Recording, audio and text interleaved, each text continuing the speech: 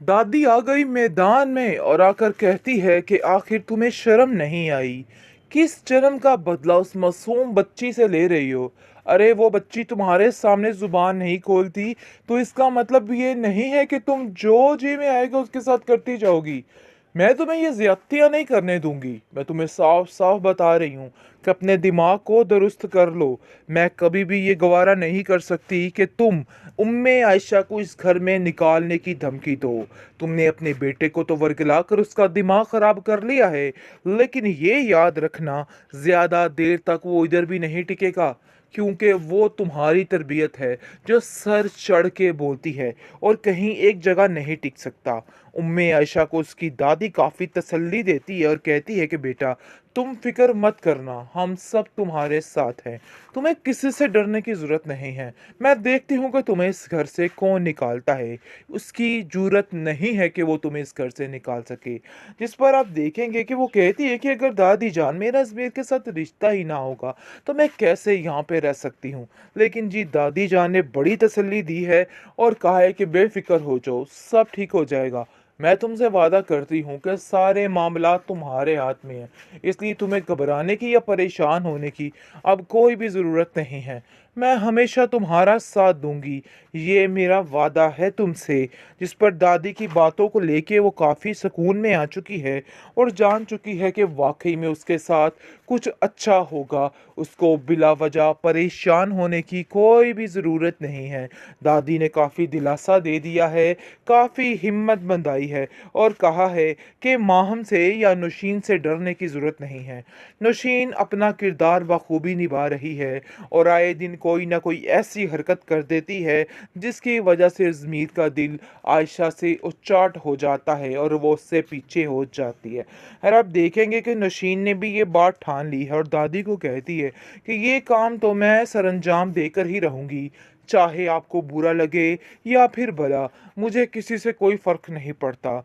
मैं भी उस वक्त इतनी ही अजियत में थी जब आपने मेरे बेटे की शादी उम्मे आयशा से मेरी मर्जी के बगैर करवाई थी। और ये याद रखिएगा, इस चीज़ की सज़ा आप लोगों को मिलकर ही रहेगी, चाहे जो मर्जी है हो माहम। जाए। तो ये सोचकर अज़मीर काफ़ी हैरान हो जाता है कि आखिर ये सारा माजरा हुआ कैसे। नौशीन कहती है कि ये सिर्फ़ और सिर्फ उम्मे आयशा की नज़र है जो खा गई, जिसकी वजह से ये सब कुछ हो रहा है। बहुत परेशान रोती है और कहती है कि आखिर मैं माहम की माँ को क्या खबर सुनाऊंगी। उसने उसे मेरे हवाले किया था और हम उसकी इतनी सी हिफाजत भी नहीं कर सकते। मुझे बहुत ज़्यादा अफसोस है कि मैंने बहुत गलत किया है। बहुत परेशान है और रोने लग जाती है। जिस पर आप देखेंगे कि ज़मीर कहता है कि आप फ़िक्र मत करें, हम उसको ढूंढ ही निकालेंगे, चाहे जो मर्ज़ी हो जाए। लेकिन उम्मे आयशा सच्चे दिल से ये चीज़ की दुआ करती है कि जल्द अज जल्द माहम घर में पहुंच जाए और सब कुछ ठीक हो जाए, क्योंकि उसकी नीयत में इन लोगों की तरह कोई फतूर नहीं है और ये लोग अपने आप को पता नहीं क्या से क्या समझ रहे हैं। लेकिन ये सिर्फ़ और सिर्फ लड़की अल्लाह पे भरोसा रख के अपने आप को ठीक तरीके से चला रही है और इन लोगों के साथ मुखलिस होकर पेश आ रही है। लेकिन ये लोग उसके सगे कभी भी नहीं हो सकते, हमेशा उसके साथ ऐसा ही रवैया रखेंगे, क्योंकि नशीन बार बार एक ही लफ्ज़ कह रही है कि ये सारा किया धरा उम्मे आयशा का है और उम्मे आयशा ने ही ये सब कुछ किया है। मुझे उम्मे आयशा पे बिल्कुल भी कोई यकीन नहीं, सब कुछ करने वाली उम्मे आयशा है, मैं तुम्हें कभी माफ़ नहीं करूँगी। जिसको सुनकर वो कहती है कि आप बिला वजह मुझ पर चिल्ला रही हैं, हालांकि ऐसी कोई बात नहीं है और ना ही मैंने ऐसा वैसा कुछ किया है और ना ही मैं आप लोगों का बुरा चाहती हूँ। माहम उम्मी आयशा को इस बात का एहसास दिलाना चाहती है कि वो जो कुछ करना चाह रही है सरासर गलत है। इस रिश्ते में रहना बिल्कुल बेवकूफ़ी है। लेकिन आप देखेंगे कि वो भी इसको बड़ा ही करारा किस्म का जवाब देती है और कहती है कि मुझे ये सब कुछ खैरात में भी कबूल है, इसलिए मुझे तुम ये बातें ना ही सिखाओ तो बेहतर है। तुम क्या जानो कि ये सारी बातें क्या होती हैं। जिसको सुनकर वो कहती है कि देख लो, तुम्हारी अपनी मर्ज़ी है, लेकिन मैं तुम्हारे फ़ायदे के लिए ही बोल रही हूँ और तुम्हारा फ़ायदा इसी में है कि तुम यहाँ से चली जाओ और अपनी ज़िंदगी को अच्छे तरीके से शुरू कर लो। यानी कि माहम भी पूरे तरीके से घटिया बातें करना शुरू हो चुकी है, लेकिन उसकी सज़ा उसको बहुत ही जल्द मिलने वाली है, क्योंकि जैसे ही वो जाती है बाहर, वहाँ पर कुछ लोग उसको अगवा कर लेते हैं, जिसकी वजह से उसको अंदर ही अंदर एहसास होने लग जाता है कि वाक़ई में उसने जो किया है, गलत किया है और उसको ऐसा नहीं करना चाहिए था।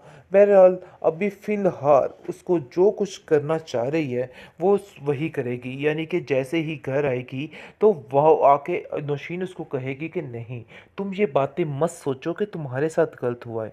लेकिन बात ये हकीकत है कि जो कुछ भी हो रहा है आयशा का अपना किया धरा है, इसलिए तुम्हें कुछ भी कहने की ज़रूरत नहीं है। इन सब बातों में अज़मीर की मर्ज़ी शामिल है, शायद ये बात तुम नहीं जानती है। लेकिन जैसे ही उसकी तबीयत बिगड़ती हुई देखती है, उम्मे आयशा बड़े अच्छे तरीके से उसकी खिदमत करती है और दिन रात उसकी खिदमत में एक कर देती है।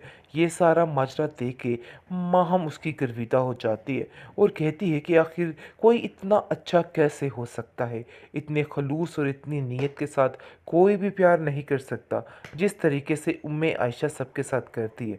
वो अपनी सास को यानी कि जो नौशीन है उसको कहती है कि देखिए आंटी, किस तरीके से मेरी उम्मे आयशा ने खिदमत की है, इस लड़की ने मेरा दिल जीत लिया है। हालांकि मैंने इसके साथ कितना बुरा किया, इसके दिल में बिल्कुल भी मैल नहीं है और वही है जो सामने है। जिसको सुनकर आप देखेंगे कि नौशीन कहती है कि तुम्हारा दिमाग ख़राब हो चुका है, तुम्हें पता ही नहीं है कि आखिर ये लड़की क्या कर रही है और क्या कर सकती है, इसलिए बिल्कुल भी उस पर यकीन मत करना, मैं तुम्हें यही मशवरा दूंगी। लेकिन जी आप देखेंगे कि जैसे ही वो किडनैप हो जाती है माहम, तो ये सोचकर अज़मीर काफ़ी हैरान हो जाता है कि आखिर ये सारा माजरा हुआ कैसे। नौशीन कहती है कि ये सिर्फ़ और सिर्फ उम्मे आयशा की नज़र है जो खा गई, जिसकी वजह से ये सब कुछ हो रहा है। बहुत परेशान रोती है और कहती है कि आखिर मैं माहम की माँ को क्या खबर सुनाऊंगी, उसने उसे मेरे हवाले किया था और हम उसकी इतनी सी हिफाजत भी नहीं कर सकते। मुझे बहुत ज़्यादा अफसोस है कि मैंने बहुत गलत किया है। बहुत परेशान है और रोने लग जाती है। जिस पर आप देखेंगे कि ज़मीर कहता है कि आप फ़िक्र मत करें, हम उसको ढूंढ ही निकालेंगे, चाहे जो मर्ज़ी हो जाए। लेकिन उम्मे आयशा सच्चे दिल से ये चीज़ की दुआ करती है कि जल्द अज जल्द माहम घर में पहुंच जाए और सब कुछ ठीक हो जाए, क्योंकि उसकी नीयत में इन लोगों की तरह कोई फतूर नहीं है और ये लोग अपने आप को पता नहीं क्या से क्या समझ रहे हैं। लेकिन ये सिर्फ़ और सिर्फ लड़की अल्लाह पे भरोसा रख के अपने आप को ठीक तरीके से चला रही है और इन लोगों के साथ मुखलिस होकर पेश आ रही है। लेकिन ये लोग उसके सगे कभी भी नहीं हो सकते, हमेशा उसके साथ ऐसा ही रवैया रखेंगे, क्योंकि नौशीन बार बार एक ही लफ्ज़ कह रही है कि ये सारा किया धरा उम्मे आयशा का है और उम्मे आयशा ने ही ये सब कुछ किया है। मुझे उम्मे आयशा पे बिल्कुल भी कोई यकीन नहीं, सब कुछ करने वाली उम्मे आयशा है, मैं तुम्हें कभी माफ़ नहीं करूँगी। जिसको सुनकर वो कहती है कि आप बिला वजह मुझ पर चिल्ला रही हैं, हालांकि ऐसी कोई बात नहीं है और ना ही मैंने ऐसा वैसा कुछ किया है और ना ही मैं आप लोगों का बुरा चाहती हूँ।